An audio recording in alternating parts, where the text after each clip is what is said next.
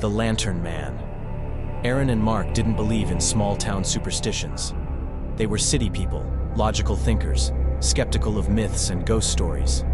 So, when they moved into the remote woodpine cabin, the locals' warnings amused them.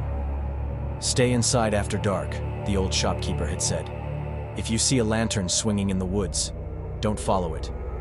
Mark laughed. "A ghost with a lantern?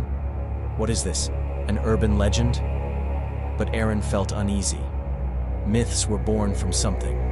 That night, the wind howled through the trees as they settled into the cabin. Mark stoked the fire while Aaron stood by the window, gazing at the darkened woods.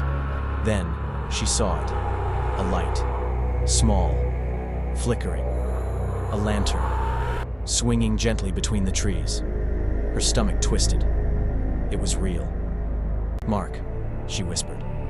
"Look." He joined her, squinting. Some hiker, maybe? But the longer they watched, the more unnatural it seemed. The light didn't waver. It moved in perfect rhythm, left to right. Closer, then further away. A silent invitation. Aaron's breath came shallow. "Let's stay inside." Mark grinned. "Come on, aren't you curious? It's probably some old man looking for something." He grabbed a flashlight. She grabbed his arm. "No, please." Mark hesitated. Aaron never panicked, but he laughed it off. "I'll be back in 5 minutes." He stepped outside. The moment the door clicked shut, the lantern's movement stopped. It turned toward him. Then, it ran. Mark swore and chased after it, his flashlight beam bouncing wildly.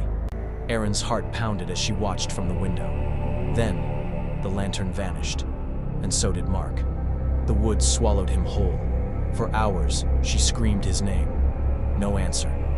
At dawn, she called the police. A search party scoured the area, but there was no sign of Mark. Just the lantern, swinging once again in the trees, inviting someone new. Weeks passed. Aaron never left. She scoured old books, local legends, anything about the Lantern Man. She learned the truth. The Lantern Man wasn't a ghost. It was a warning.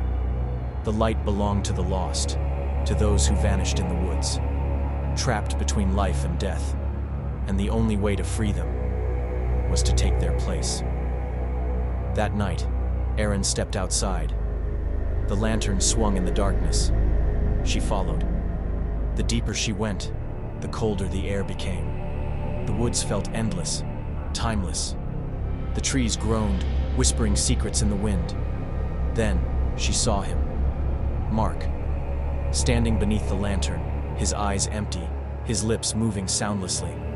Her breath caught. "Mark?" she whispered. He lifted a trembling hand. "Run." Something moved behind him.